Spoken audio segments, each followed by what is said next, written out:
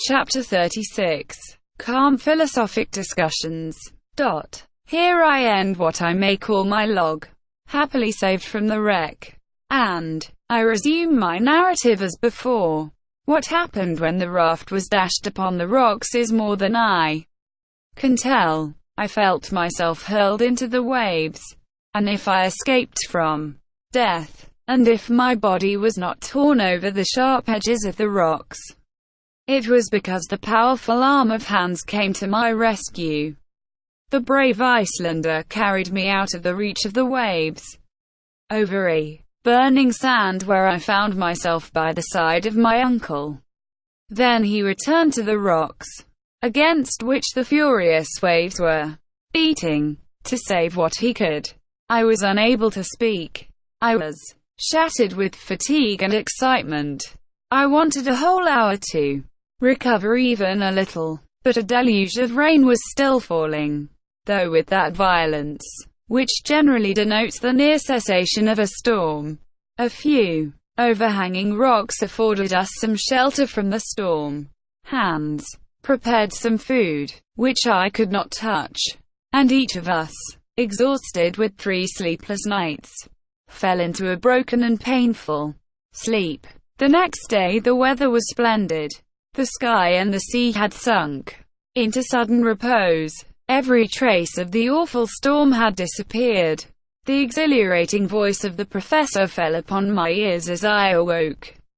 He was ominously cheerful. "Well, my boy," he cried, "have you slept well? Would not anyone have thought that we were still in our cheerful little house on the Königstrasse, and that I was only just coming down to breakfast, and that I was to be married to Grauben that day? Alas, if the tempest had but sent the raft a little more east, we should have passed under Germany, under my beloved town of Hamburg, under the very street where dwelt all that I loved most in the world.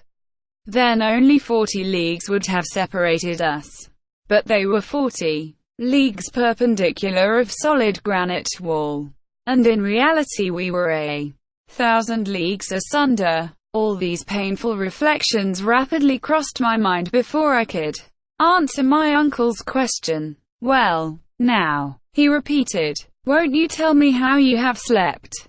"Oh, very well," I said. "I am only a little knocked up, but I shall soon be better." "Oh," says my uncle, "that's nothing to signify. You are only a little bit tired. But you, uncle, you seem in very good spirits this morning."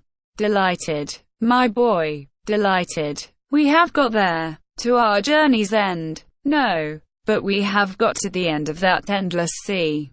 Now we shall go by land, and really begin to go down, down, down. But, my dear uncle, let me ask you one question." "Of course, Axel. How about returning?" "Returning? Why, you are talking about the return before the arrival." "No, I only want to know how that is to be managed in the simplest way possible. When we have reached the center of the globe, either we shall find some new way to get back, or we shall come back like decent folks the way we came. I feel pleased at the thought that it is sure not to be shut against us. But then we shall have to refit the raft, of course. Then, as to provisions, have we enough to last?" "Yes, to be sure we have. Hans is a clever fellow, and I am sure he must have saved a large part of our cargo. But still let us go and make sure." We left this grotto which lay open to every wind. At the same time I cherished a trembling hope which was a fear as well. It seemed to me impossible that the terrible wreck of the raft should not have destroyed everything on board. On my arrival on the shore I found Hans surrounded by an assemblage of articles all arranged in good order. My uncle shook hands with him with a lively gratitude. This man, with almost superhuman devotion, had been at work all the while that we were asleep, and had saved the most precious of the articles. at the risk of his life. Not that we had suffered no losses, for instance, our firearms, but we might do without them.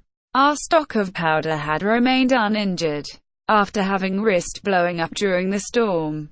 "Well," cried the professor, "as we have no guns we cannot hunt. That's all." "Yes, but how about the instruments? Here is the aneroid, the most useful of all, and for which I would have given all the others. By means of it I can calculate the depth, and know when we have reached the center. Without it we might very likely go beyond, and come out at the antipodes."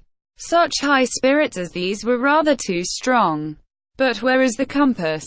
I asked. "Here it is, upon this rock, in perfect condition, as well as the thermometers and the chronometer. The hunter is a splendid fellow. There was no denying it. We had all our instruments. As for tools and appliances, there they all lay on the ground. Ladders, ropes, picks, spades, etc. Still there was the question of provisions to be settled, and I asked, "How are we off for provisions?" The boxes containing these were in a line upon the shore, in a perfect state of preservation. For the most part the sea had spared them, and what with biscuits, salt meat, spirits, and salt fish, we might reckon on 4 months' supply. 4 months, cried the professor. We have time to go and to return, and with what is left I will give a grand dinner to my friends at the Johanneum. I ought by this time to have been quite accustomed to my uncle's ways, yet there was always something fresh about him to astonish me. "Now," said he, "we will replenish our supply of water with the rain, which the storm has left in all these granite basins. Therefore we shall have no reason to fear anything from thirst. As for the raft, I will recommend Hans to do his best to repair it, although I don't expect it will be of any further use to us." "How so?" I cried. "An idea of my own, my lad. I don't think we shall come out by the way that we went in." I stared at the professor with a good deal of mistrust. I asked, was he not touched in the brain?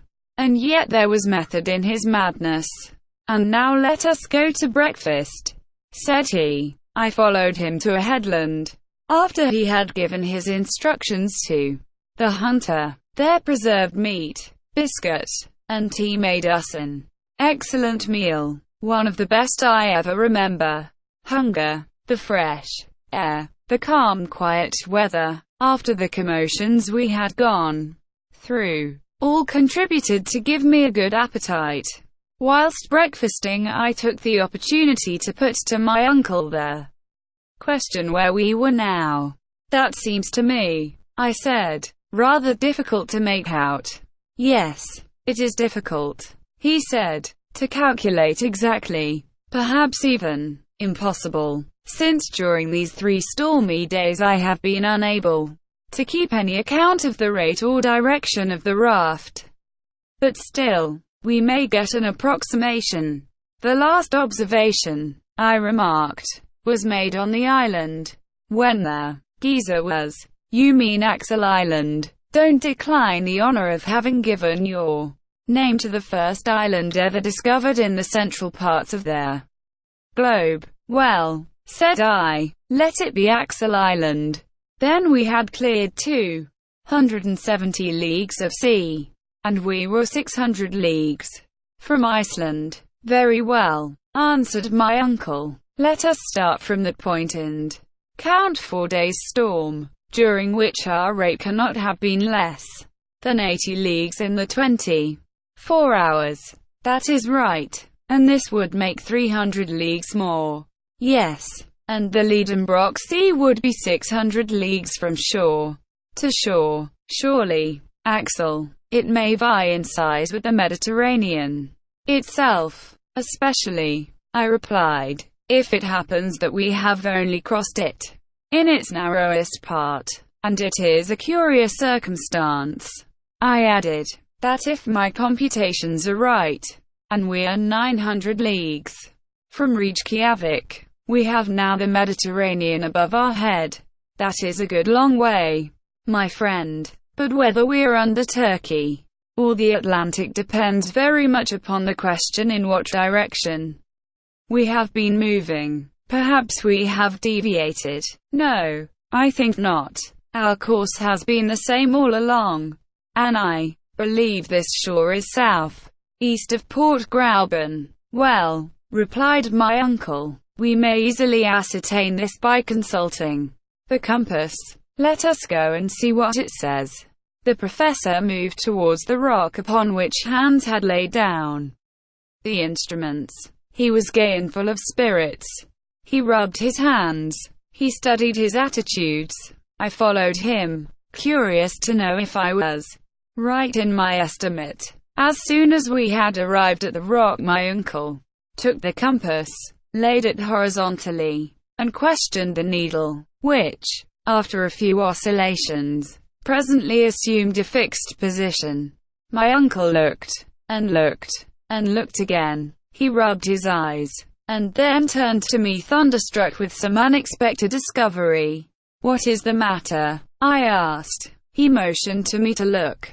An exclamation of astonishment burst from me. The north pole of the needle was turned to what we supposed to be the south. It pointed to the shore instead of to the open sea.